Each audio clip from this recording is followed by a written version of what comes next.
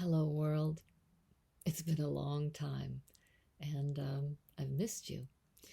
So, my diet um, it hasn't really changed. In a way, I'm going back to the way I used to eat. I did it only for a couple of years in the past when I really needed healing, and it worked, and it was the happiest I ever was. Um, I was eating raw meat, raw vegetables, raw fruits, and raw dairy. So, oh my God, I've went through so many different changes. I became a pure carnivore for a moment, and that just didn't sit right with me. So, really, uh, my my work or my play or my fun is never about one diet, but it's just about an approach on how to nourish ourselves. And each person is different. So I will simply be sharing with you where I am at the moment. One of my, and I have a difficulty eating raw fish and raw eggs and raw meat. Some people just take to it and it's natural. So I have to make it more palatable for myself. And I feel amazing, so different than eating cooked or semi-cooked protein. Today, I'm going to do an experiment. It's always an experiment. I'm going to make ceviche. Ceviche is, um, let's see, South American, Mexican. Many cultures have it. It's basically soaking fish in lemon or lime or vinegar or all three of them. So I splurged and I got myself a nice piece of yellowfin tuna. It's beautiful. And usually I make ceviche with cod or a white fish. But I thought, why not tuna? Let's see what it does. Basically, the lemon, it cooks the fish without heating it. So all the enzymes stay intact and all the goodness of what's in the fish is not destroyed by heat. And I wonder if you could see this. Let's see. Maybe you need to lower. And this is old school style here. No cameraman, just me and you. Just me and the world, or the 20 people who watch me. So I'd like to cut it thin. Gosh, this really is. I guess this is sushi quality tuna. And you can soak it for 45 minutes if you kind of really enjoy the whole raw thing. I like to soak mine for at least a day, sometimes even two. This tuna I may need to soak for a very short time, and maybe I'll eat it tomorrow. So what I do is I cut it into nice thin little pieces, and I put it inside a jar. And once it's inside the jar, I will add lemon, which I freshly squeeze lemon, of course. As you can see, I'm not a professional chef, because if I was a professional chef, I would know how to cut this tuna really fast.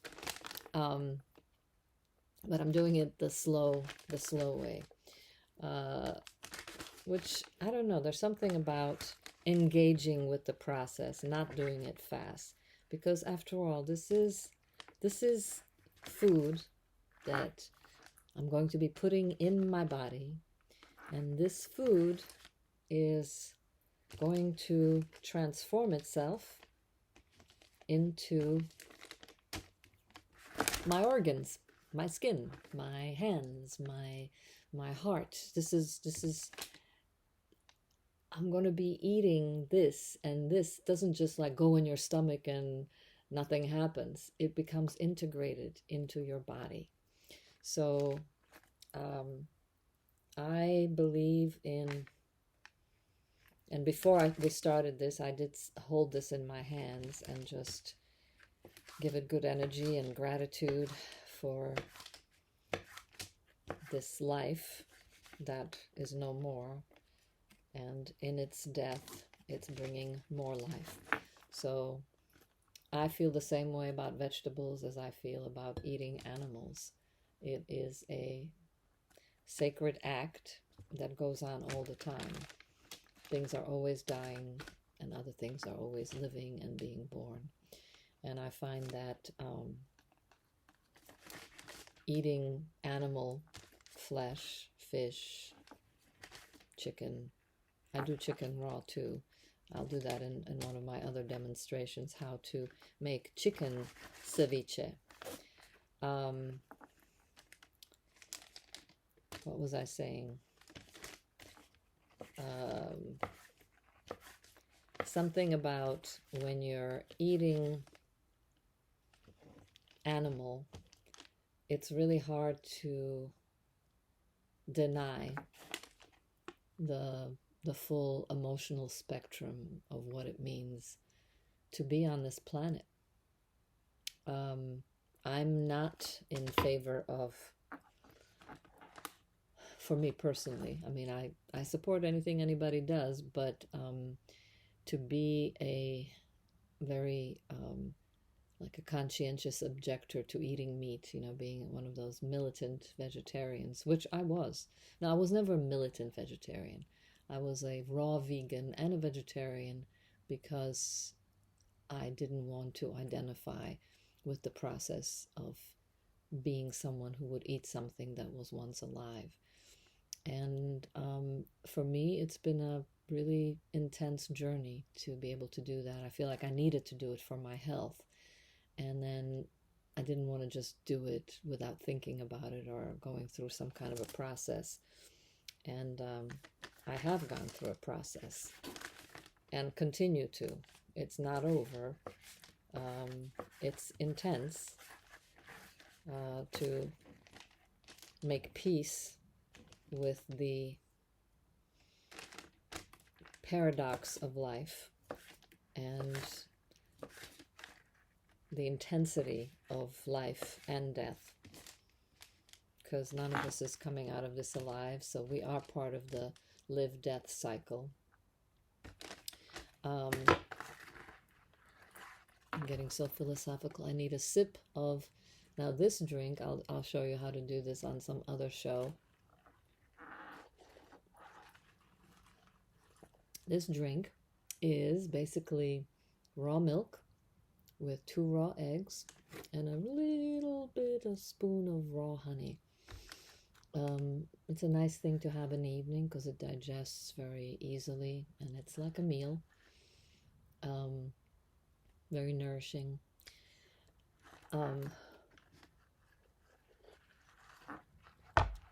And quite delicious.